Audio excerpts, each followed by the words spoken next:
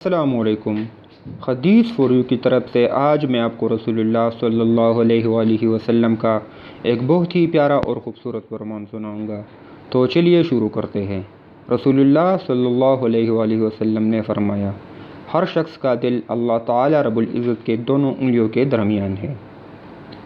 حضرت نواس بن سمعان کلابی رضی اللہ تعالیٰ عنہ کہتے ہیں کہ میں نے رسول اللہ صلی اللہ علیہ وآلہ وسلم کو فرماتے ہوئے سنا، ہر شخص کا دل اللہ تعالیٰ کے دونوں انگلیوں کے درمیان ہے، اگر وہ چاہے تو اسے حق پر قائم رکھے اور چاہے تو اسے حق سے منحرف کر دے۔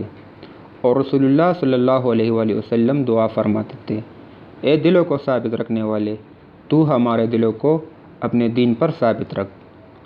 آپ صلی اللہ علیہ وآلہ وسلم نے کہا، اور ترازو رحمان کے ہاتھ میں ہے، کچھ لوگوں کو بلند کرتا ہے اور کچھ کو پست، قیامت تک ایسا ہی کرتا رہے گا۔ ابن ماجہ کی حدیث ہے۔